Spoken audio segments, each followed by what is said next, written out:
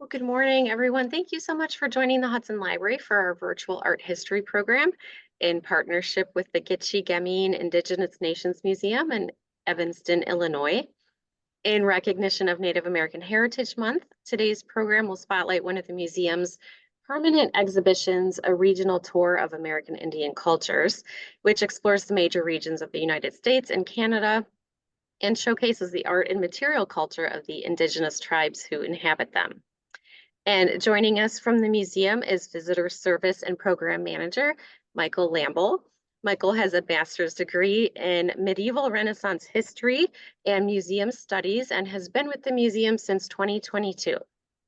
As with any of our art history programs, we welcome any questions you may have related to the art today. You can always use the Q&A at any point during our presentation, and we'll get to questions probably near the end of the program. But please feel free to put your questions in throughout. And Michael, thank you so much for your time and thanks for joining us today. You're joining us from just outside the Chicago area, right? Well, I'd say in the Chicago area, but just outside Chicago. Okay, Evanston is contiguous with Chicago. If you're driving down a street in Chicago, you cross Howard Street, now you're on a street in Evanston. But okay. it's quite close. For those of you who are familiar with Northwestern University, Evanston is where that is located. Okay, so it's not too far if you want to, if something kind of sparks your interest today, you can go visit the museum. But I know you have a lot to show us today, Michael, so we'll go ahead and get started. Excellent, thank you. So, welcome all of you to our presentation. I'm so glad to be here. So, as a brief introduction, and Allison had mentioned a little bit of this already. So, I'm coming to you from the Gichigamiin Indigenous Nations Museum. We were founded in 1977 as the Mitchell Museum of the American Indian at Kendall College. John Mitchell was a real estate developer in Evanston who had a lifelong hobby interest in Native American cultures, art, and history. He'd acquired quite a collection over his lifetime. As he approached the end of his life, he wanted to bestow that collection on an institution that could make good use of it, and so he donated it to Kendall College. Kendall College, in traditional college fashion, named the new institution after the principal donor, which was Mr. Mitchell. In the mid 90s, we moved to our location here in northwestern Evanston. Before that, we'd been on the Kendall campus nearby. And then in the mid 2000s, Kendall College closed and was absorbed into National Louis University in downtown Chicago. They're still there as the culinary school. So because of that, we became independent in 2006. In 2021, we hired on a new executive director. And at that point, we started to shift kind of focus on how we were doing things. In the intervening years, we have become a majority native institution. So the majority of our staff are native, the majority of our board are native, our executive board is entirely native. And kind of in light of that, we wanted to choose a new name. So we moved from the Mitchell Museum of the American Indian, which highlighted kind of the collector who had bought all these things and put them into an institution, and we chose the name Gichigamiin, which is the Ojibwe language word for Great Lakes. Gichi is large, Gami is lake, and N works much the same way as S does in English, as a plural. So Gichigamiin is Great Lakes, because we are hoping to shift our focus to just the Great Lakes specifically, but having a native word at the start really highlighted our intention to center kind of native narratives, native perspectives, etc. So what does indigenous mean? Now, indigenous is a very broad term, which loosely refers to kind of people, plants, people, and non-human life living in a space prior to colonization. So Native Americans are indigenous, but so too are Native Hawaiians, so too are the Ainu of Japan. Indigenous is a very broad term, but because it is so broad, it does a good job of kind of catching many different identities that might otherwise fall out from any other term. So what will we be talking about today?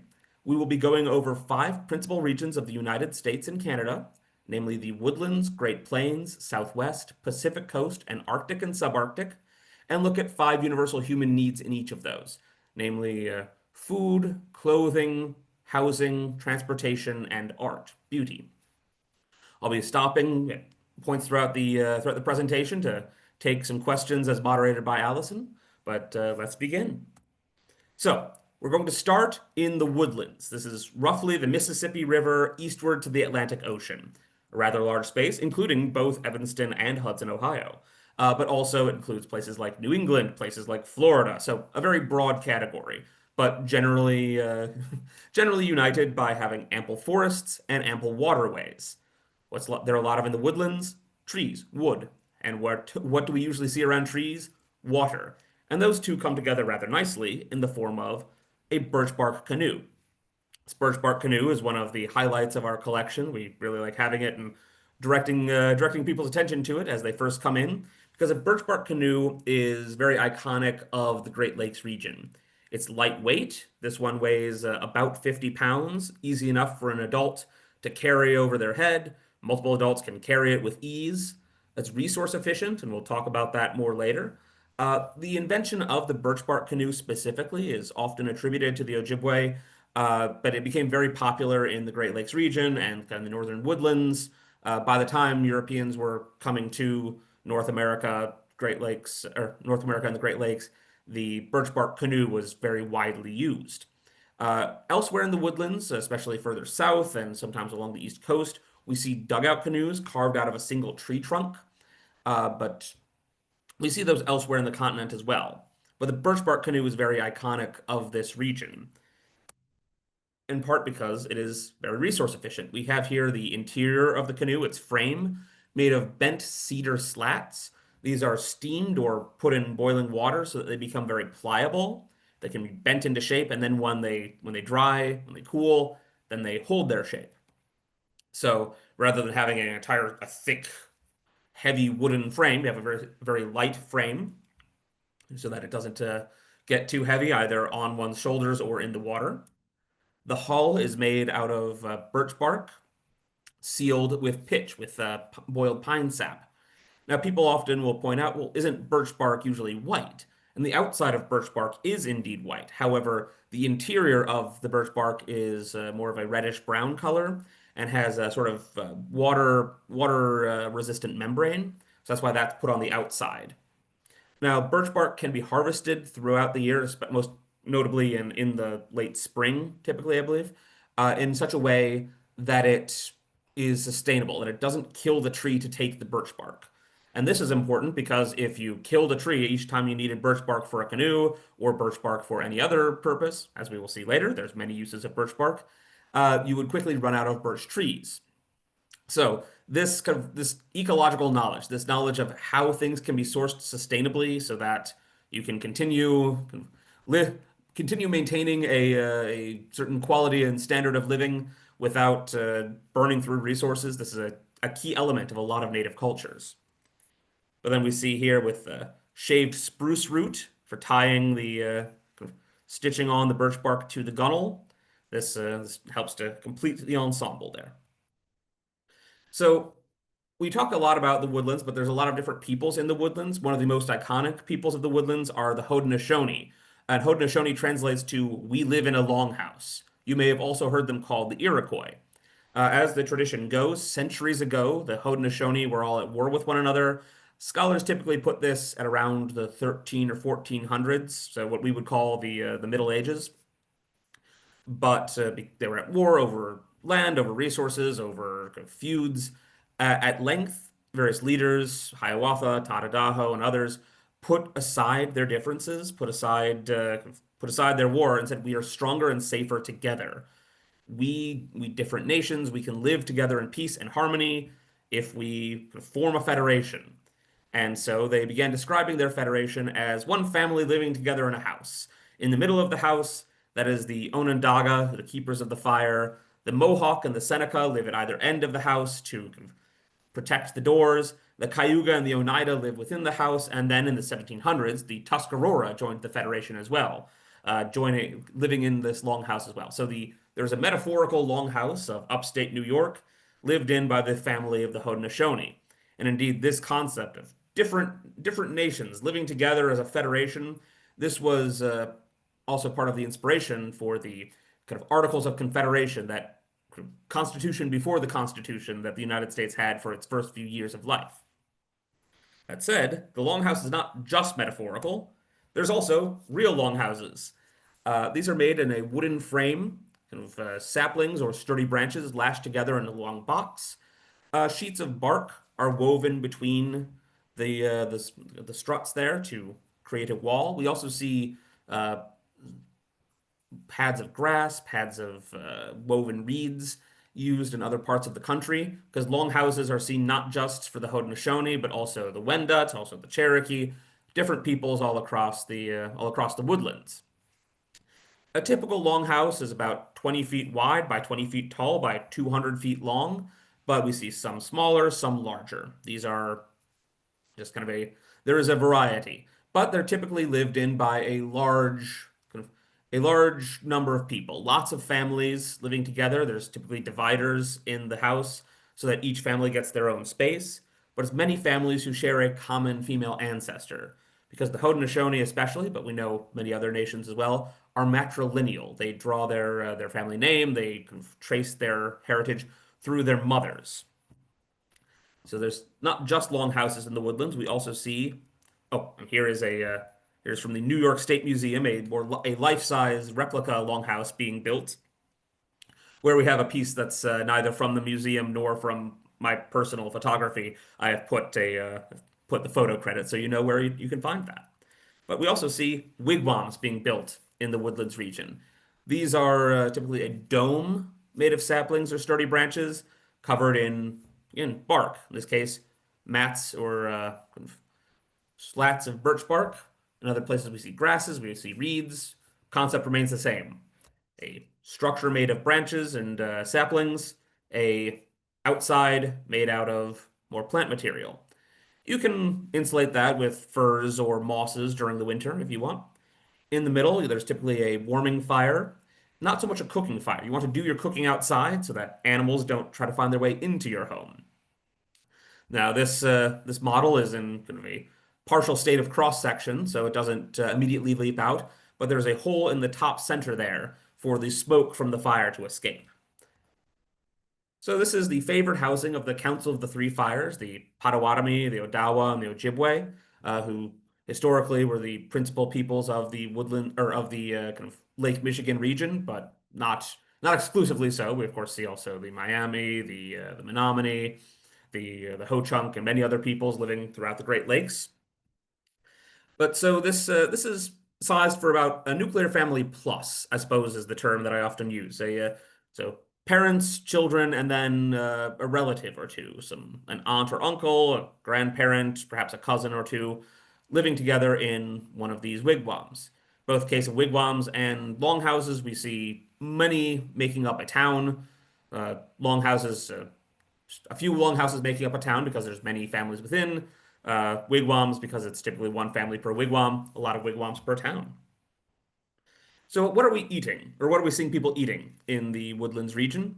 Well, there's a lot of places to get food. One can get it from the water. We see wild rice being harvested from the shallows, the stalks held over the canoe, hit with a bat or a paddle, so the grains fall into the canoe for ease of harvesting. But it is always important to make sure that you let a few of those grains fall into the water, because what is a grain of wild rice? It is a seed. If you want wild rice next year, you need to make sure some falls into the water. It's also fishing. You can fish with a fishing line, fish with nets, fish with a spear if you're quick enough. Ice fishing, of course, is popular historically and today. Cut a hole in the ice, drop a lure down, as those lures we see here in this image, and then wait for a fish to bite, pull it up out of the ice. One of the more elaborate means of fishing that we see in the woodlands is to hold a torch out over the water in the dead of night. Bugs will be attracted by the heat and the light, and fish will be attracted to the bugs. While the fish are distracted, that's when you can catch them with a net, with a spear, with your bare hands if you're quick enough. But fishing isn't the only way of getting food. You could also grow your own food. There's a common kind of mythology that native peoples of the United States and Canada just didn't practice agriculture. There was no farming. This was kind of a mythology that was created by Europeans as they were trying to expand into the continent because they needed to justify to themselves and others why they should move in and build colonies in a place where other people were living. Indeed, many Europeans pointed out this doesn't seem right. And a prevailing kind of argument that came up was, well, Native people are not improving upon the land. They are not using agriculture. They're not properly using it, which was just not the case. It was just a different kind of agriculture than the kind of large field monocultures that we were accustomed to in Europe. But in the woodlands region, typically we see the three sisters crops being planted together in mounds: corn, beans, and squash all together. We see these grown across North America, and generally speaking, the current theory is that they made their way up into the United States and Canada from the south, either from Mexico or from even further south by way of Mexico. So corn is a sort of staple grain, then as now. The stalks of corn grow tall and strong out of the center of the mound that other crops can then grow up. So historically, and if you go to your local farmer's market, you'll be able to see a lot of different colors of corn. The sort of large yellow sweet corn that we're accustomed to is just what has become the kind of most popular crop to grow for corn in the United States. But we see other kinds of corn. Most notably, if you enjoy popcorn, you'll notice those kernels look a good bit different. Then there are beans. These provide protein in the diet and add nitrogen to the soil where they're planted. These bean stalks grow up the corn stalk, kind of using it as a natural trellis. Then lastly, we see squash. Squash are planted around the outside of the mound. They provide a variety of nutrients and vitamins in the diet. And the broad leaves and vines shade the ground so that the sun doesn't dry out the soil, so that plants don't get dry, parched, and burned. And also, they create a little barrier to prevent weeds from choking the rest of the plants. So these plants grow so well together, they are called the three sisters. Your mileage with your actual sisters may vary. And there have been studies that show that planting these three crops together improves the yield of all of them. So there was a reason people stuck with this so long. But it's not just agriculture. You can also forage for food, finding wild berries, finding wild food, but also hunting.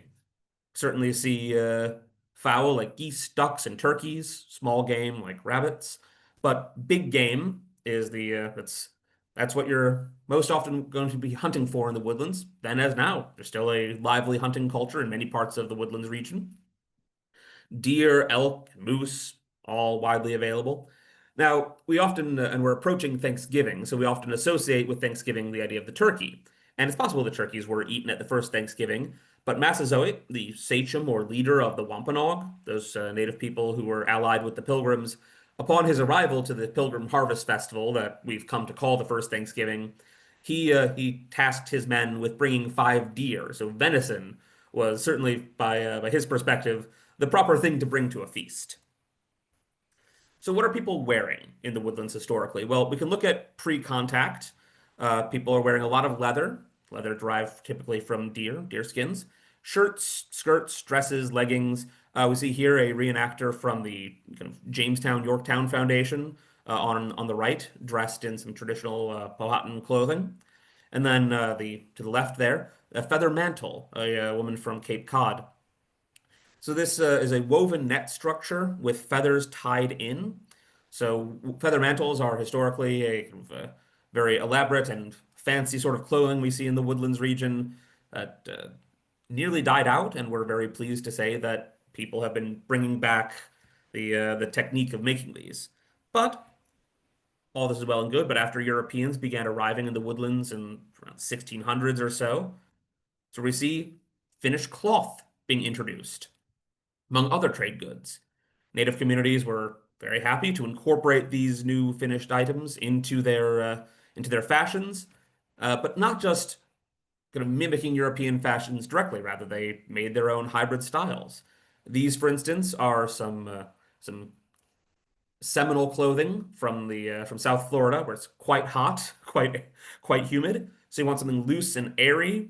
They tended to make the sort of patchwork clothing using a lot of different colors, different fabrics to make something very elaborate, very fancy looking, rather than something just drab and monochrome. Then we see here in the upper woodlands in the Great Lakes region, where it gets a little chillier. Told you got a snow warning out there in Hudson, and it's certainly a little cool here in Chicago as well. This is made out of heavier fabric, but rather than having the patchwork for decoration. It's made with extensive beading of woodland florals. And this brings us to the history of beadwork. Now, traditionally, beads could be made out of shell or quill or porcupine quill. Both of these were somewhat labor intensive. To make beads out of shells, you had to find the shell, break it down, grind it to the size you wanted, use an auger to put a hole through if you needed to string it. With a quill, you had to find a porcupine, frighten the porcupine so that it gave up some quills, take the quills, either keep them round or make them flat for pliability, color them with a natural dye, cut them to the size you wanted, and then begin applying. And now both shell beadwork and quill work are still done today. We'll see a little bit of quill work later on, but not as often. However, on the right here, we see a shell bead necklace from our collection, and on the lower end, courtesy of the Onondaga Nation, we see the famous Hiawatha belt. This is sort of the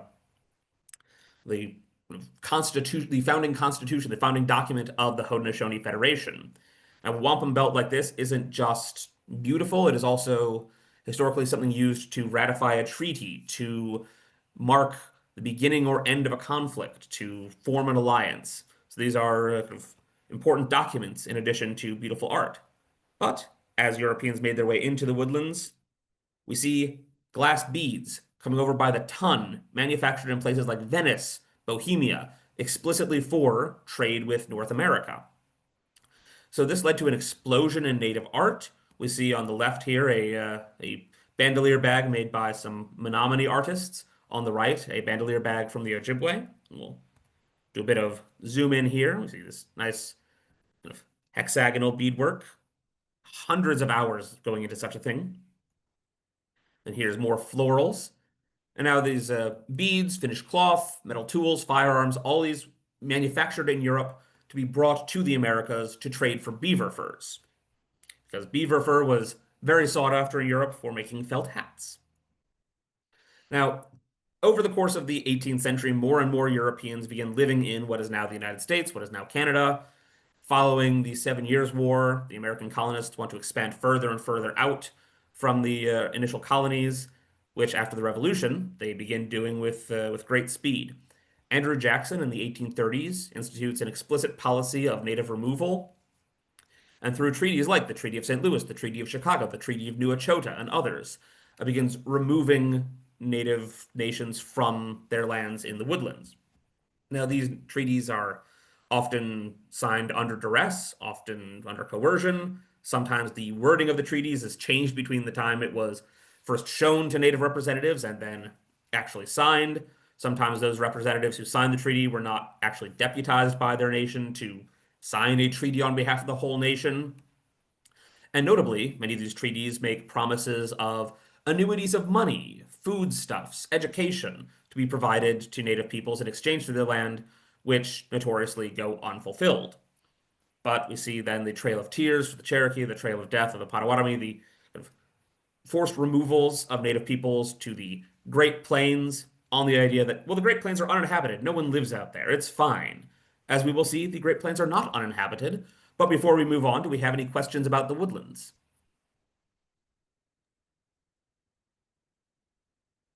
It doesn't look like there are any questions just yet, Michael. All right, very good. We'll move on. So, the Great Plains. Turns out they're inhabited. In the Eastern Plains, we have peoples like the Mandan, Hidatsa, and Arikara of the Upper Missouri River in North Dakota, the Pawnee of Nebraska. In the Central Plains, peoples like the Cheyenne, Lakota, Arapaho. In the Northern Plains, the Apsalica and the Blackfoot. Southern Plains, the Comanche. Even on the mountains and Great Basin, peoples like the Shoshone, the Nez Perce, the Paiute. It's a very broad space with a lot of diverse cultures. So how are people living on the Great Plains? Well, in the Eastern Plains, we see the Earth Lodge, sort of round structure, perhaps 40 feet in diameter in some cases. The wall of logs, a roof of wicker, then packed in with earth. This makes it very warm in the winter, cool in the summer, well insulated, and well protected against rain. The grass on the outside of your home drinks that right up. So we see this lived in by those three affiliated tribes of the Upper Missouri, the Mandan, Hidatsa, and Arikara, by the Pawnee further south, and various nations of the Eastern Plains especially.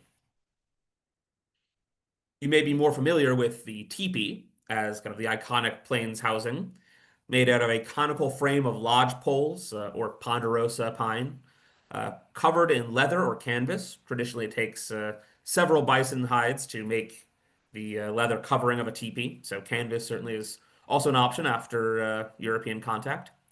Inside, you'll have teepee curtains around the perimeter, both for insulation and also to create a little differentiation between the main space and storage space along the edges. These can go up or come down in the space of an hour because the peoples historically living in teepees, typically very nomadic, following bison herds and therefore wanting to be able to get going with some speed. And the flaps at the top control airflow so that if you need kind of a slipstream to get a breeze into your home, you can catch the breeze that way. Encourage the smoke to be kind of brought out of your home by suction from the breeze. You can do that as well. So this is just another bit of native ingenuity. So you see, when we've had hundreds of years, in some cases thousands, to perfect living techniques, things are people have been done a great job of kind of historically adapting their lifestyles to their environments. And here we have a few examples of full-size teepees being put up. The one on the left is kind of an actual historical teepee that was kept in the Nez Perce National Historic Site kind of archives. The other is a recreation at Fort Union National Historic Park. So what are people eating on the Great Plains? There is some agriculture. See those same three sisters, corn, beans, and squash being grown by the peoples in the Earth Lodges, Earth Lodge towns. But also hunting is very important. Small game, fowl, deer, elk, and even pronghorn, like this fellow we see in the upper corner there, all can be hunted. But the most important food stuff is bison. Now, a male bison can weigh 2,000 pounds, and a female bison doesn't weigh much less.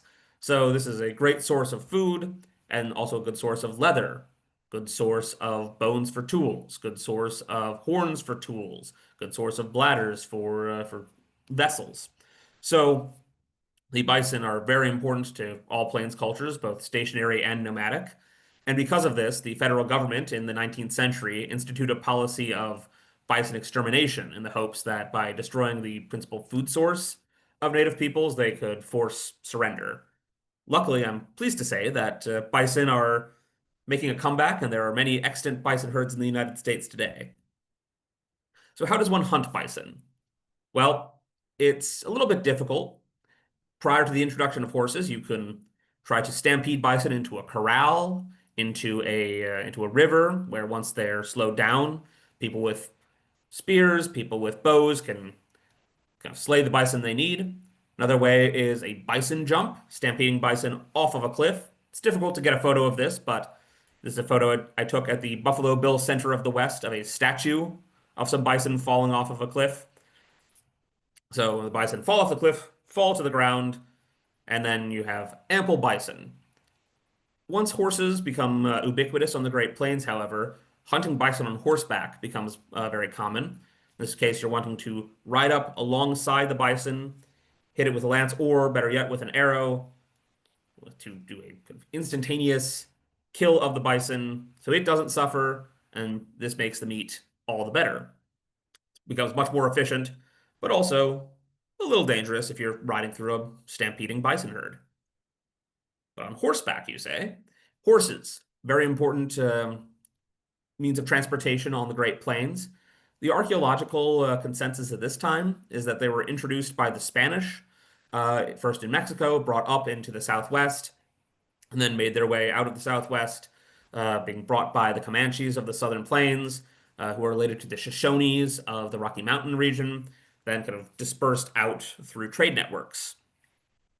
Now, there are some native kind of traditions, historical and oral traditions, say that horses were created kind of on Earth, same time as humans or later on, but that is the kind of archaeological account. Now, horses make it much easier to travel on the Great Plains. It's suddenly, instead of having to walk all that time, you can ride, which goes much faster. The horses are very accustomed to walking or even galloping for great distances, so they're quite happy to do so.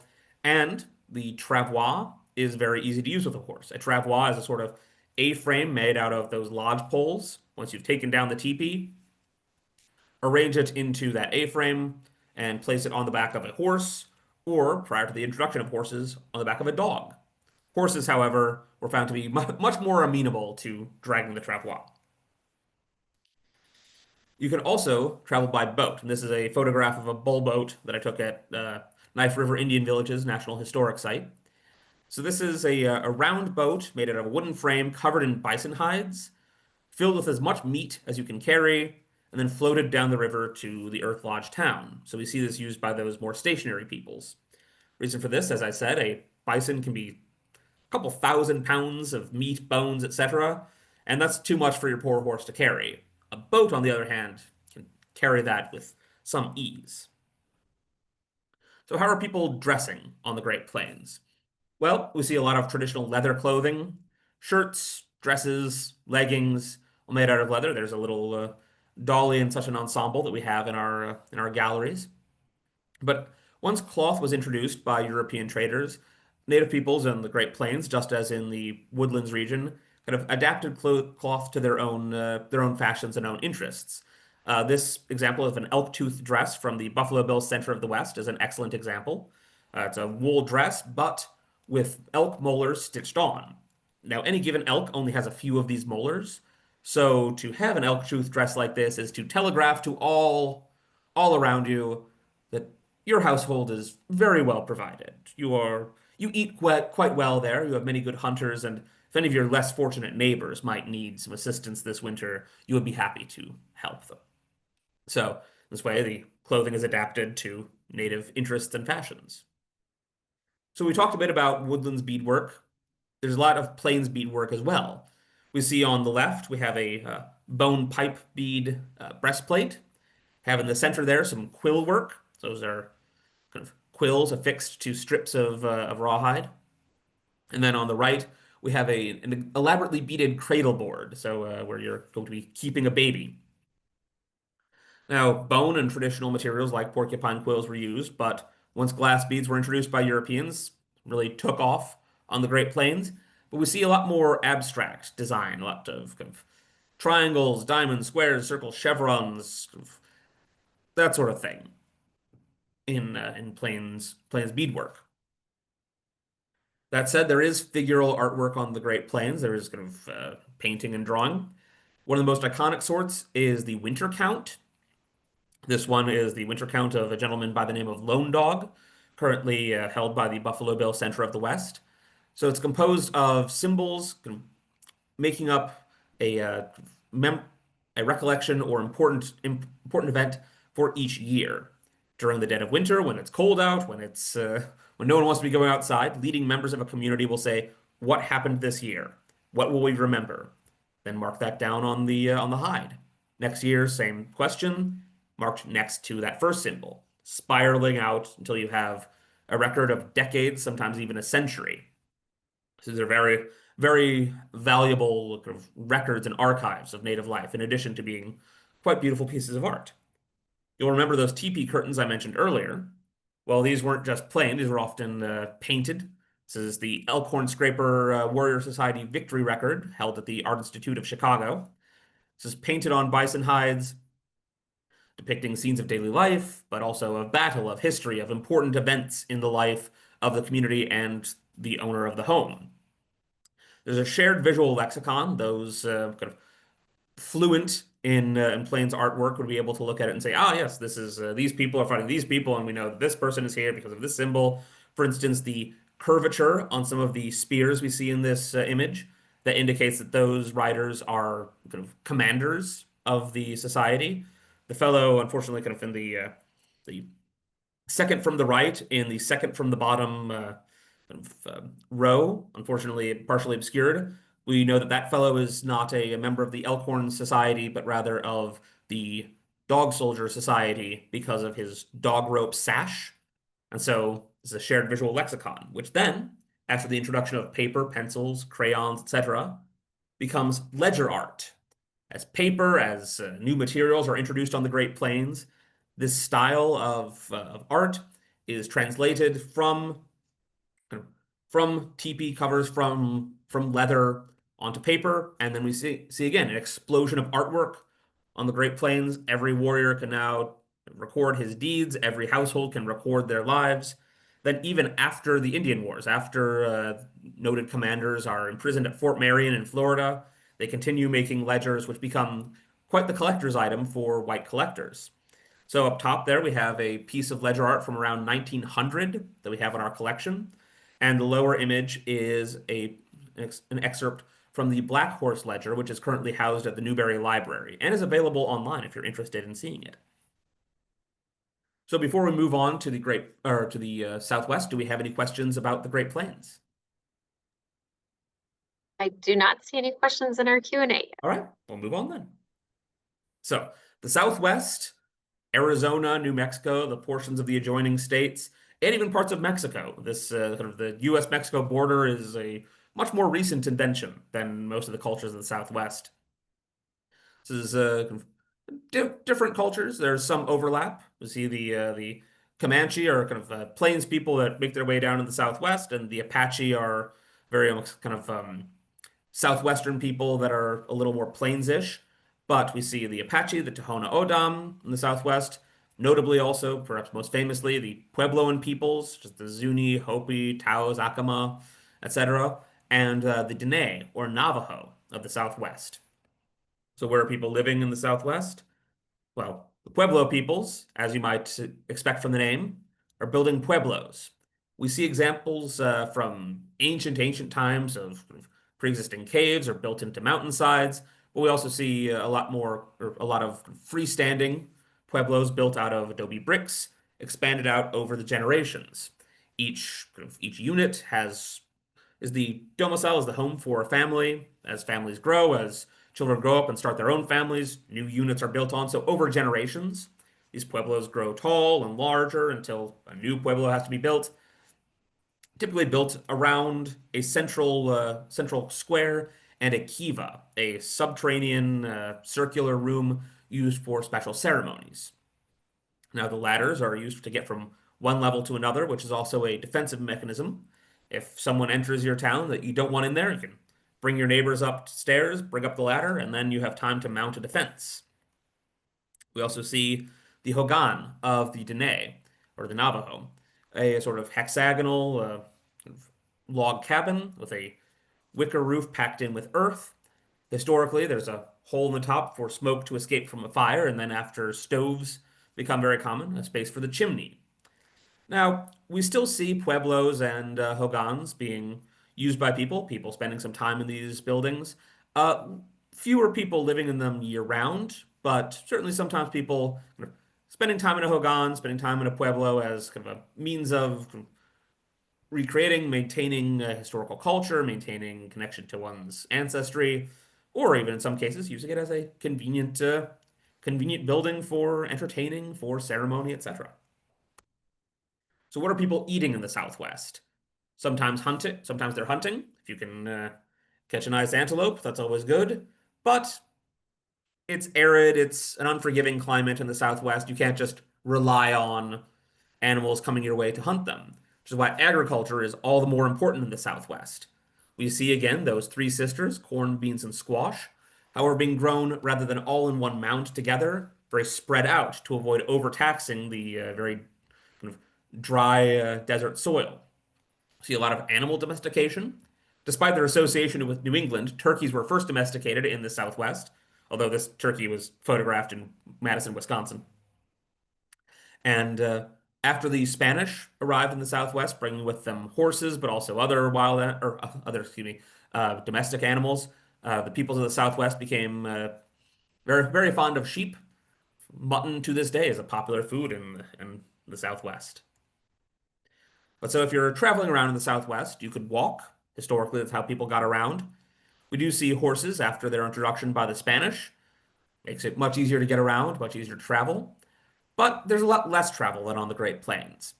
Because it's so arid, because it's so unforgiving, if you find a good place that you can survive on the Southwest, you're probably going to want to stay there for some time. So because of that, there's less travel, but still some. And when you're traveling, better to do it with a horse. But because that environment is so unforgiving, because it is so arid, I wouldn't want to say it's harsh per se, but you need to know how to live with it. This brings us to the Gichigamiin, the plural of Kachina. Now these are all these pieces from our collection. These were made as kind of pieces of art by sculptors, but they are part of a tradition of kind of religious iconography. Each of these is a representation of one of the spirits that lives in the world around us. And as the tradition goes, people will dress like this at special times of the year to come into town to explain to children how to live with nature, how to grow your crops, how to speak to the spirits of the land, of your crops, of the skies, so that you can survive safely in the Southwest. And then leave with these children a little statue to remember them by, a kachina. Now, as I said, these were all built as kind of as pieces of art to be sold, but there is still concern around the ethical issues of collecting items that have religious resonance, religious significance. Over time, as we shift our focus from all of the United States and Canada to just the Great Lakes, we will be deaccessioning these, so removing them from the collection, and it's unclear if they'll be put back on display. But part of that ethical issue is also treating these objects, treating these items as as their source cultures would want. Part of that includes treating them as not just objects, but as ensouled beings. In the tradition, these are alive. If they're moved, invoked, or otherwise something changes in their condition, they're expected to be compensated, to be given a gift, which is traditionally cornmeal or corn pollen. So visitors to our galleries who are keen-eyed will be able to see that there are little piles of cornmeal in front of each kachina. We had the electricians in to repair the case light a few months ago, and we wanted to make sure the kachinas were compensated for the disturbance.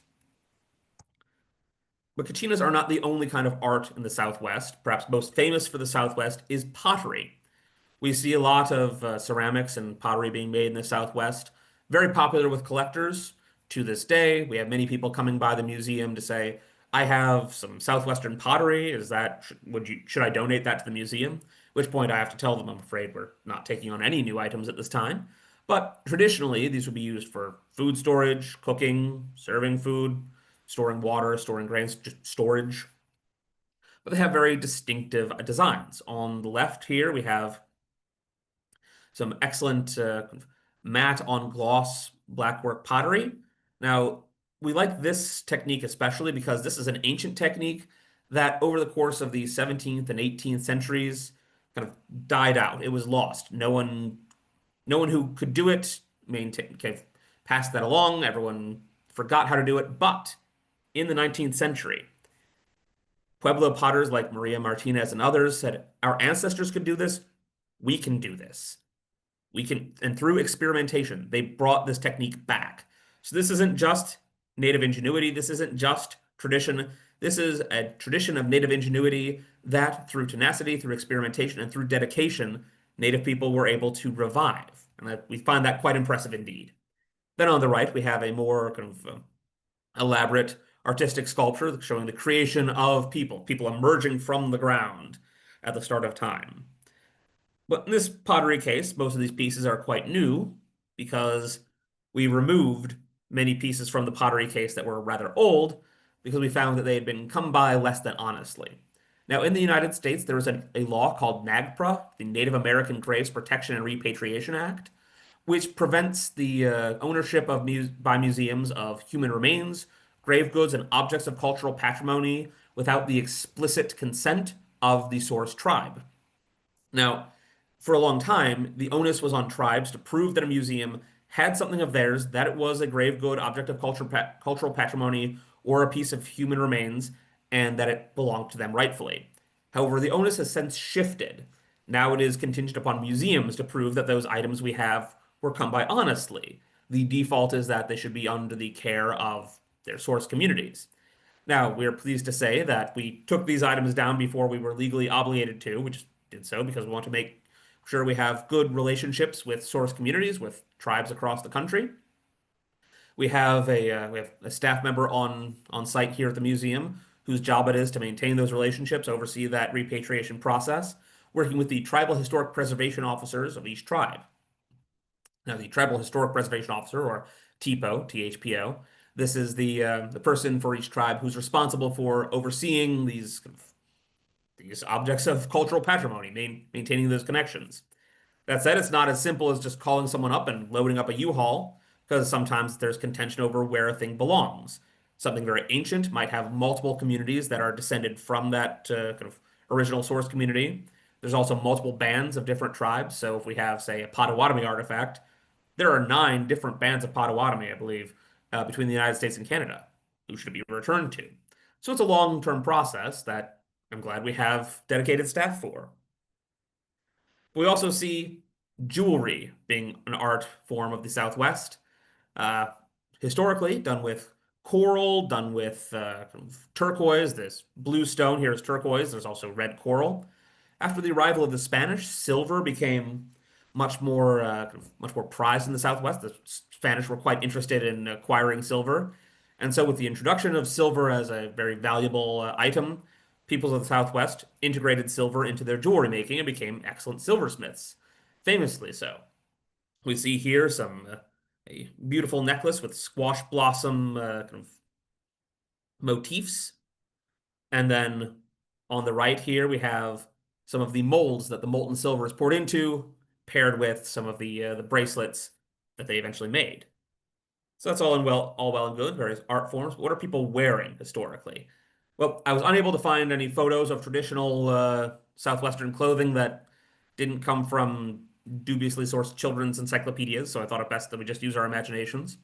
But traditionally, the materials are leather and woven grasses, so sort of one strap over the shoulder dress for women, small skirt or kilt for men, and sometimes nothing because it is hot out and sunny out. Don't want to be weighed down with all this clothing.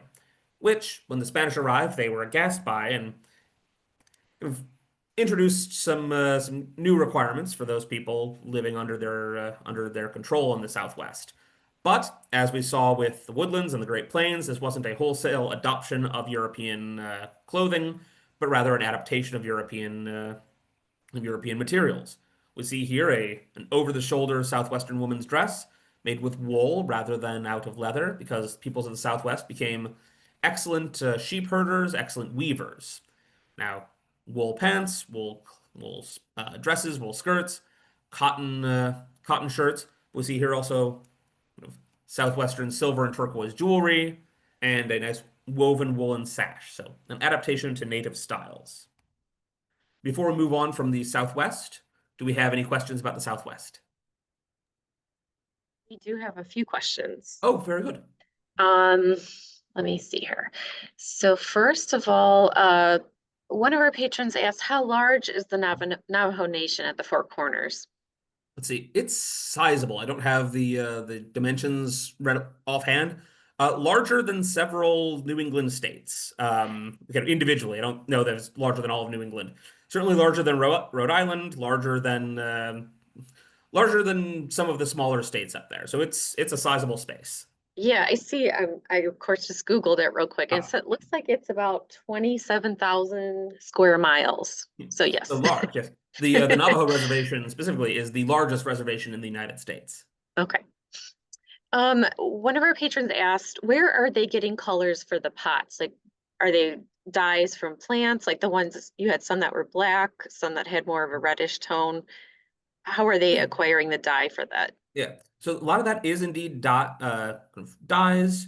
We see. I know graphite is often used for the black dye. I don't know all that goes into all of the other dyes. Often that's specific plants that we do see to this day. Kind of patches of those plants that provide those dyes being used by kind of native communities who continue going back there to harvest these plants for dyes. And this has become sometimes a point of contention over land ownership when people say we've been harvesting dye plants here for generations, but it's kind of communal ownership butts up against private ownership. But typically, plant dyes in many cases, with some ground up mineral dyes for a few. One of our patrons asked, can you please define objects of cultural patrimony and give Yes. some examples? Yes, I would be happy to. So, an object of cultural patrimony would be something of kind of certainly something sacred or something of great historical value. For instance, the Hiawatha Belt that I showed earlier from the woodlands that kind of held by the Onondaga Nation, that would be an object of cultural patrimony. It's the foundational document of the Federation. One of the kind of common examples that comes up a lot are eagle feather headdresses. Kind of these are typically worn by kind of specialized individuals who have earned the right to wear that. It's almost kind of a symbol of office. That's and eagle feathers being sacred. It's not just for kind of showing about and kind of wearing for fun. So that's kind of one of the key examples. I suppose a an example for the United States as a kind of political entity would be, say, like the Declaration of Independence or the kind of the presidential seal. These would be objects that are kind of important to us culturally, important to us politically, that we can't just kind of get a new one of. That's special, significant, and important. Also, see again, kind of ritual objects, sacred objects, kind of objects used for religious purposes. Okay, we'll take one more question so you can continue on with your All right. presentation here, Michael. Rachel asked, where did the coral come from that I'm assuming is in some of the jewelry pieces that you Yes. showed? Yes. So the coral that was harvested for the red stone in southwestern jewelry, that was mined from coral deposits that are remnants from when the Southwest was underwater millennia ago. So a lot of that is just there were coral reefs there at one time. Since then, continental drift, tectonic plates, etc., have made it no longer an ocean, but rather a desert. But the coral remains and can be harvested. All right. Then I guess we will move on to something completely different, the Pacific Northwest. If the Southwest is very dry, very hot, and very landlocked, the Pacific Northwest, ranging from northern California to southern Alaska, is very mild, very wet, has ample forests, but also a lot of mountainous terrain. We see in Oregon, peoples like the Chinook and Tillamook.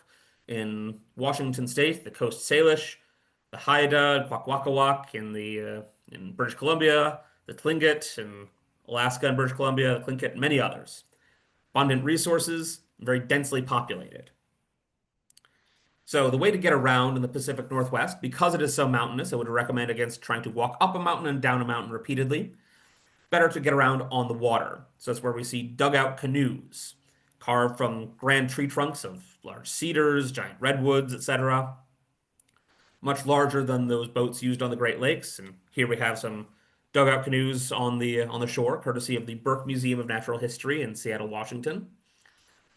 Typically, there's elaborate carving and painting on the hulls. We can see a little bit here. We'll see a bit more later, but used to transport a lot of people and even cargo. If you're going to trade, if you're going to bring gifts to your friends, to your relations, to your neighbors, do so in a large dugout canoe, which can hold many people and continue to hold many people. In Puget Sound and the entire kind of Pacific Northwest region, there's a tradition called canoe journey. It began in the 80s for the kind of Washington State Centennial celebration. Someone at the State House said, "Wouldn't it be neat if we got some native folks to come on out in canoes?" And so 17 native nations sent 40 canoe teams to Puget Sound for the occasion. Seeing this kind of maintaining of traditions, the Bella Bella of British Columbia invited all these canoe teams to paddle or to pole, as the terminology is, up to their reservation in British Columbia in 1993. And since then, this has become an annual tradition. Each year, one native community is chosen to play as host. Everyone else paddles to them or poles to them.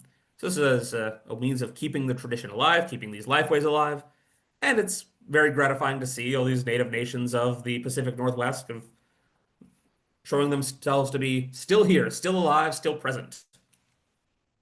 So if you're traveling around, where are you traveling to? Well, how are you going to know that you're at the right place? Now we can, in modern the United States, we typically look for your address, but you might also, in the Pacific Northwest, if you're paddling about, look for a good wood carving or statue to tell you you're in the right place. Now, in places like Oregon, Washington State, we see these mechanical wooden statues of welcome figures with arms that can be raised in greeting or lowered if we're not expecting any company. They're painted with kind of clan crests with symbols to let you know, ah, this is the welcome figure of such and such a person. But if you get further north out of the kind of Coast Salish region to even the British Columbia, the Alaskan Panhandle, it's where we see totem poles of the Haida, Kwakwaka'wakw, Tlingit, etc.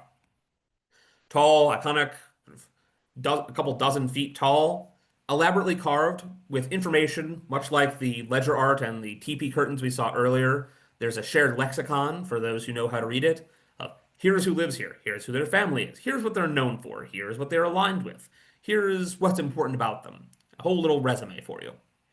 So that's how you'll know you've found the right spot to pull up to shore to greet your family and friends at a plank house or big house. The terminology differs. Typically, much like the longhouse we saw in the woodlands, a wooden frame, but instead of bark, thin strips of cedar, thin cedar planks. Now, in some communities, these will be taken apart at various times for seasonal migrations. You have one large house and then many smaller houses if you're traveling for kind of hunting, for fishing, where you all come together in the winter for the ceremonial season. We also see people having large plank houses for kind of ceremonial purposes. So a typical plank house has many families living inside it, much as the longhouse we saw in the woodlands. But some kind of community leaders, kind of the most most the wealthiest or the fanciest, sometimes the term is used. People in a community might have a large plank house for entertaining. We see regional variations in outside decoration, in kind of structure, either a peaked roof or a flat roof or just a kind of sloped roof, etc. But the same principle remains: wooden frame with planks on the outside. And here we have a few extant examples from the Pacific Northwest. And these are still being built after a fashion. And sometimes they're using some more modern techniques, but here are some examples from Seattle, Washington. On the upper end there, we have the Duwamish Longhouse and Cultural Center from the Duwamish tribe in Seattle. And on the lower picture, we have the Washlabalt, or Intellectual House or House of Wisdom, which is the Native American Student Center at the University of Washington in Seattle. So these structures are still being built, still being used today. Traditionally, one orients it to face the water, to greet one's guests, and to keep an eye on who all's coming in. So what is one wearing in these plank houses? Your host comes out to greet you in finery. Well, we see a lot of clothing made out of bark. The interior bark of the cedar tree is very fibrous, can be spun into a yarn and then woven. We have here a sort of cedar bark vest from the Burke Museum of Natural History in Seattle. We also see spruce root, can be again shaved and spun and woven much like a basket. We see hats made out of that because the tight weave makes it waterproof. Also wool. The Salish woolly dog, tragically now extinct, was a source of wool for you shave it down, much like you would a sheep, spin that wool into yarn, weave that yarn into clothing. Also mountain goats, and also wool from trade goods. Which brings us to blanket capes. These are important and worn as finery. On the upper side there, we have a Chilkat blanket from the Art Institute of Chicago, elaborately woven with cedar bark and wool, very intricate. This has information about kind of the clan of the person wearing it, their history, their family, kind of important symbols of them, much like a coat of arms in European heraldry. So this is traditional. This, for instance, would be an object of cultural patrimony to those who had been asking earlier. But then also we see kind of the more newfangled button blanket. This is one from our collection. After the Hudson's Bay Company, the American Fur Company, etc., come to the Northwest with lots and lots of blankets, peoples of the Northwest say, well, that's convenient, but we could probably build up on this plain blanket.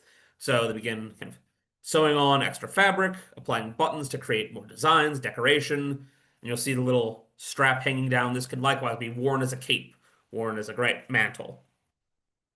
So this finery, then comes the feasting.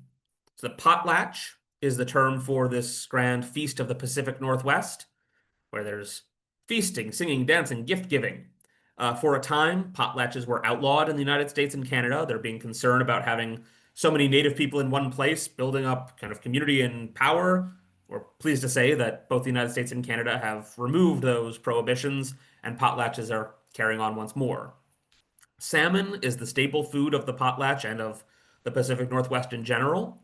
Now, salmon naturally swim upriver to spawn and die every year, so they can be picked up off the ground if you want, or caught fresh in traps, nets, spears, and traditionally one throws back the bones. The bones go back into the water because, as the tradition goes, the salmon spirit will find those bones and reconstitute itself. In this way, you are trying to maintain kind of a balance with nature. You're not just taking all you can, you're accepting all you're given. Then there's also foraged foods, foods like camas root, choke cherries. You can also hunt wild game if any is to be had, but salmon is the principal food stuff of the Pacific Northwest. Then there's a lot of song and dance at these ceremonies. But these songs and dances aren't just kind of for amusement. These are traditions. These are, in some cases, almost sacred, passed down through specialized dance societies who learn these specialized dances, which tell special stories from oral histories, histories of the host, histories of their family, histories of the community, things that have yet to happen, things that happened long ago and far away and out of human memory, but we were told by spirits, things like that. The Hamatsa Society is one excellent example from the Kwakwaka'wakw of British Columbia. When these have intricately carved masks. Now, these ones here from our collection, you will see kind of dyed with natural dyes. We have some charcoal, or not charcoal, excuse me, graphite put into the black dyes. We have ground shell for the white paint. I think mica is the term. I have it written down later for the green, for the mineral used in the green. So very elaborately carved, elaborately painted. And these are rather simple masks. We see larger examples that have beaks that clap open and shut. We have eyes that roll back on the head. There are masks that transform, popping open to change character midway through the dance. But those masks that we have on display are still beautiful, still elaborate, but of a slightly simpler make. Then there is carving and painting more broadly. Wood is abundant in the Pacific Northwest, so we see it used for kind of house poles, totem poles. We saw earlier the painted outside of that one plank house, carved with adzes, with chisels, with knives, initially made of stone, sometimes obsidian or bone instead, and then later on after European contact, using kind of metal tools traded for. Paints made of graphite, ground shell, mica, among other things. And this style, this kind of iconic style of the Pacific Northwest, is called form line. Here we have some pieces, the house pole from the Seattle Art Museum and an adze from the Burke Museum of Natural History. And one thing I love to highlight in the Pacific Northwest is the bentwood box. Now, here we have one from our collection. It's elaborately carved on the outside, carved, painted, that form line style. But on the inside, instead of 4 different planks to make the sides, it is one long plank carved with grooves inside it, so that when it is put in boiling water or steamed, it can be bent, much like those cedar slats that we saw in the canoe way at the start. And so this becomes not just beautiful on the outside, but great engineering on the inside. Another example of native craftsmanship and ingenuity. These are prized as works of art, used to store your valuables, or in some cases, we even see these used as caskets. I am pleased to say there are no human remains in our bentwood box. But so then, before we move on from the Pacific Northwest, do we have any questions about the Northwest coast? We do have some, we have a lot of Okay. questions in the Okay. Q&A. I'll probably save some of them for the end. Sure. One of our patrons asked, when and how often are the potlatches held? So potlatches are typically held to mark an important event in the host's life. So the birth of a child, the kind of assumption of a new role in the community or a new rank. There's many kind of traditional societies of the Pacific Northwest in which there are kind of officers of the society, kind of major personages in the community, and when one moves up kind of in one society or assumes a new role, kind of much the same way as city councilman, mayor, etc., it is traditional then to host a potlatch for that purpose. So it is often these will happen kind of in the more winter months where it's not so nice to be outside, but it's nice to be inside with a warm crackling fire and good company and good food. But they are typically used to mark kind of notable life changes, notable benchmarks or milestones in one's life. One of the patrons asked, and I too have never heard of this, the Salish woolly dog. How long ago was that animal? Let's see. So that animal, I'm not entirely certain how long ago it was that it went extinct. Hmm. I believe it was going extinct or had gone extinct by the time Europeans were kind of in ongoing contact in the Pacific Northwest. So I think it had gone extinct in part because of diseases introduced by Europeans, just as European humans brought human diseases, European dogs brought dog diseases. But they unfortunately has not yet been brought back. Perhaps we'll be able to speak to those folks who claim to bring back dire wolves, see if they can bring back Salish woolly dogs. All right, I think we can save the rest till the end of your All right. presentation, Michael. So go All right. ahead and continue. Yeah. Sorry, I'm keeping you all a bit longer, but I hope it'll be worth it for you. So we come then. If you go far enough in Alaska, you cease being in southern Alaska and come to Alaska, Alaska. Um, then we have so Arctic Alaska, then Nunavut, the Northwest Territories, the Yukon Territory, even Newfoundland, Labrador, the northern parts of that in Canada. The Aleuts, the Yupik, Inuit, Inupiat, many others. They're in the Arctic. Uh, Characterized by being cold, snowy, and icy, but there is an Arctic summer that one can enjoy where there's something of a thaw. But so what is one wearing in the Arctic? Because it is so cold, typically heavy furs. Seal and caribou are the main sources of the fur. Sometimes see rabbit, squirrel, coyote, other furs used in some cases. Wolverine fur especially is used for the ruff, for kind of the fur around the edge of a hood. The reason for this is that ice and frost don't kind of congeal on wolverine fur.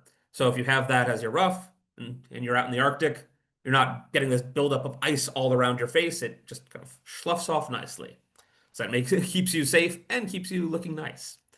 Parkas, pants, boots, other things made of layers of fur. There's an outer layer of fur, then an inward facing layer of fur as well to keep you nice and warm. And then so in the lower photo here, we have a parka from the Burke Museum of Natural History, but on the upper photos here, we have some nice beaded boots, beaded fur boots, and an anorak made out of seal gut, seal intestine. Reason for this is the seal intestine is waterproof, and thank goodness for that. The seal would be rather at dire straits otherwise. But once the seal has been killed and eaten, it has no further use of its intestines, at which point those can be made into an anorak or overcoat to keep one dry because what happens to water when it's very cold? It freezes. What happens to you if you're all wet when it's very cold? Same thing, which you want to avoid if at all possible. And one part of kind of Arctic clothing that we love to highlight, these are some snow goggles from our collection. These protect the eyes from the sun beating down on you from above and bouncing up off the snow into your eyes from below. And indeed, in the Arctic, you'll even get a month when the sun never goes down. So it gets sunny a lot up there. Despite our association of snow with overcastness, in the Arctic, it is often quite sunny indeed. Now, the narrow slit lets you see out while protecting your eyes from sun from above or below, and also protects you from kind of snowstorms.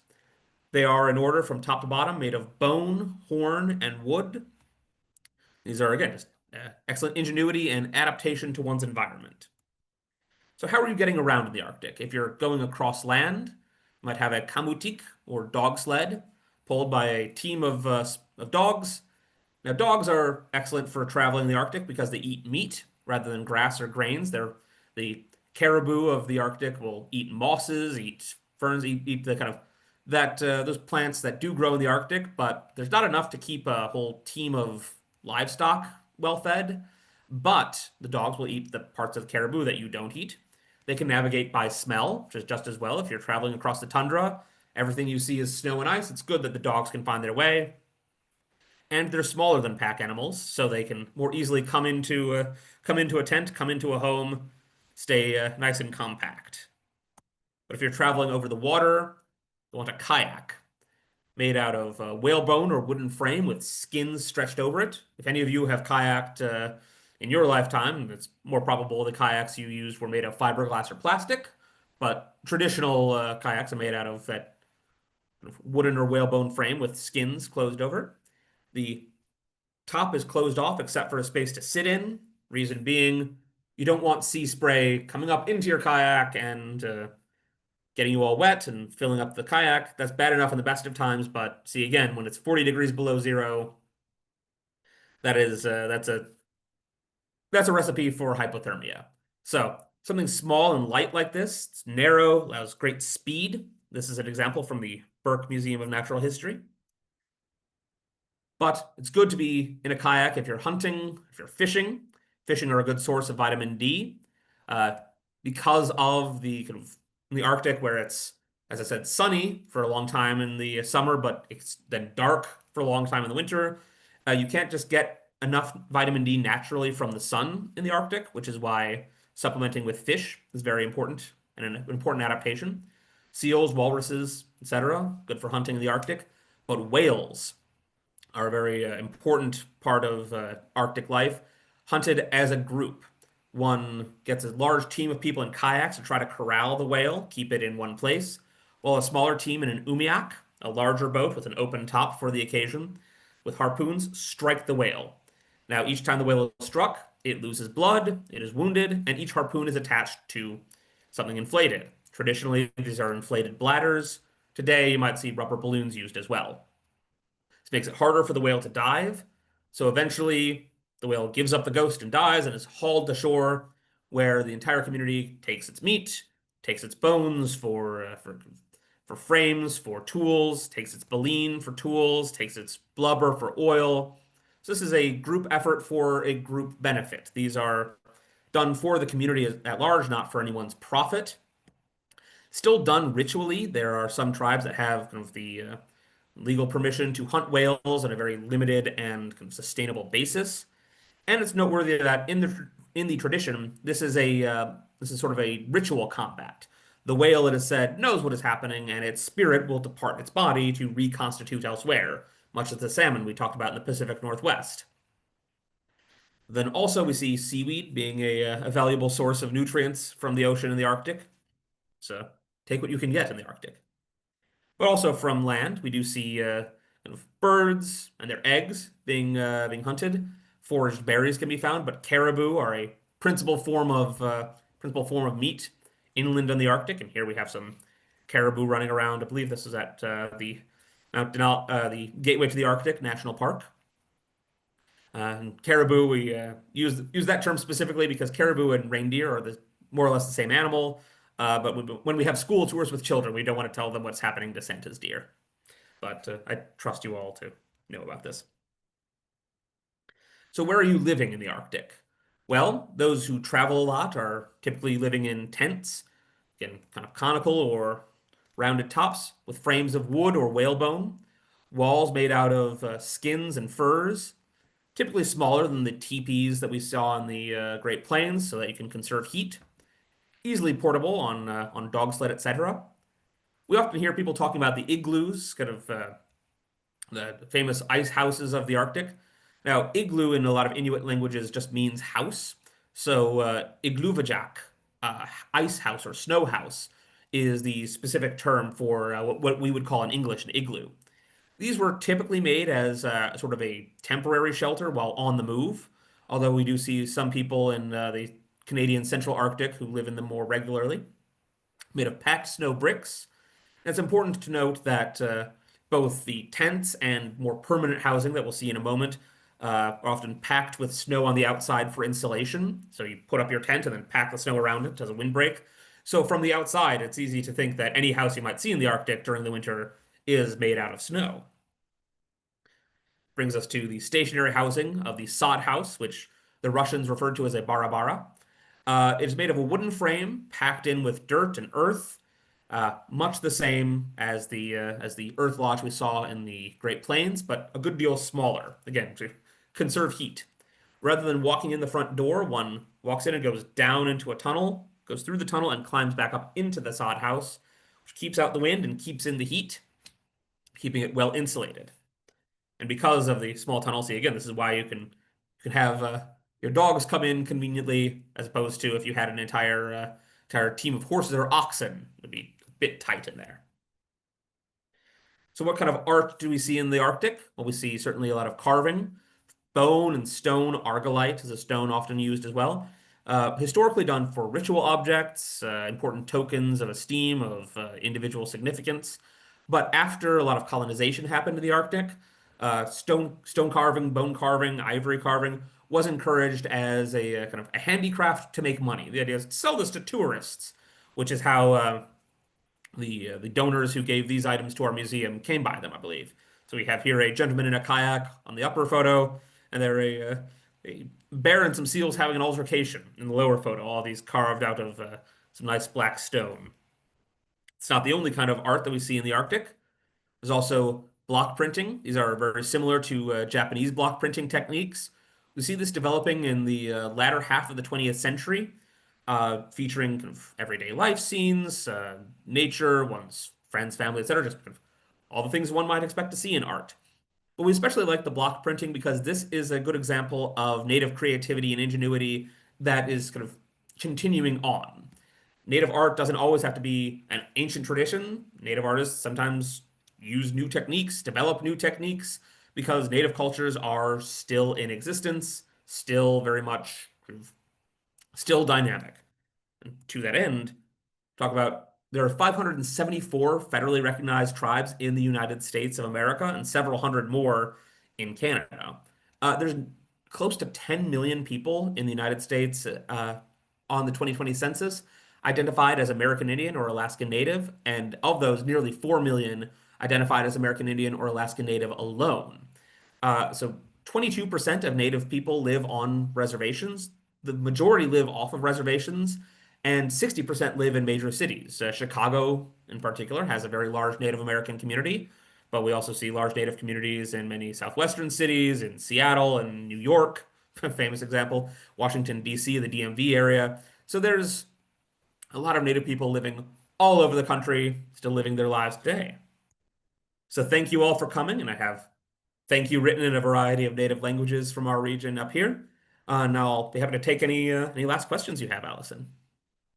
Yeah, we'll since we're a little over our time here, I'll kind of wrap up with some general questions about the Okay. museum and other general questions.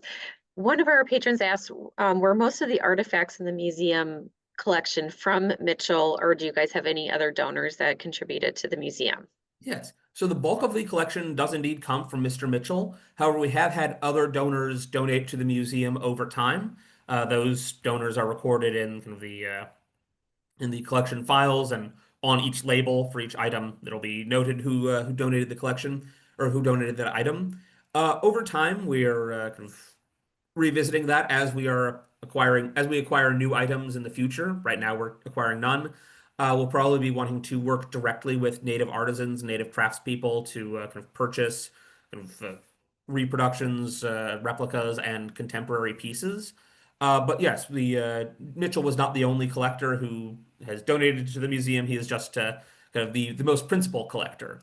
And we're pleased to say that that's part of why we have so few items that would fall kind of under NAGPRA and other legal concerns, because the collectors who were purchasing items for our collection, they were purchasing them after the kind of height of the grave robbing and theft era. So we're very pleased that the bulk of our collection was come by honestly, and those pieces that weren't, we are able to easily identify. Before European contact, did many tribes know about the tribes in other regions, or were they mostly isolated to the region they were from? Yes, so a lot of tribes typically knew about other tribes in other places. We see it being a bit of a kind of almost game of telephone. The as for instance, along the kind of, along the Great Plains to the northwest coast, we see the peoples of say for instance the Blackfoot. Definitely, Plains people are very much aware of the Shoshone and then the Flatheads, the interior Salish. The Shoshone are aware of the Blackfoot and the interior Salish, and then perhaps beyond the interior Salish, they know their Salish further out. From there, the interior Salish are familiar with the Shoshone and the coastal Salish, and then perhaps some other peoples along the northwest coast. And culturally, as we go, we're getting from going from plains to a bit more mountainous to a bit more Pacific coasty. We do have people knowing about other peoples further into the continent or further out towards the coasts. Um, we don't have a lot of isolation, but people tend to be most aware of those people in their general vicinity. Indeed, a lot of the terms for tribes that we have in common English were the terms used by the neighboring tribes. For instance, the Sioux, the Iroquois. Both of these words are kind of Anglicizations of native words for the neighbors. When asked, like, who lives over there? Oh, that's the Iroquois. That's the Sioux. And unfortunately, in some of these cases, these terms were terms of abuse. Who lives over there? Murderers, that's who. And so why many tribes prefer to use their autonym, the tribal name they have for themselves. Just out of my own curiosity, how fragile are the items in the collection? So I know like when we do other art history programs, we work with a lot of museums and it's normally paintings and drawings on paper and things like that, which I know they have to be a little bit more careful with conserving things so they have longevity in the museum. Are the items in the museum fragile or because they're from natural things like leathers and Mhm. animal skins, do you guys have any practices in conservation that you have to kind of maintain to keep your collection? Mhm. All right. So most of the items that we have in our collection are they're reasonably durable. I mean, the clay pots, if you drop that on the ground, it might break, so it's somewhat fragile, but nothing that is we're worried about a light gust of wind breaking them. So that is again one of the kind of fringe benefits of being a museum where the bulk of our collection came from private collectors initially, is that anything that was going to break down for kind of lack of professional conservation already did before the donors could get it to us. Where most of those items that were donated to us were kind of donations at the end of life, donations, kind of bequests, etc. So these are all things that held up reasonably well.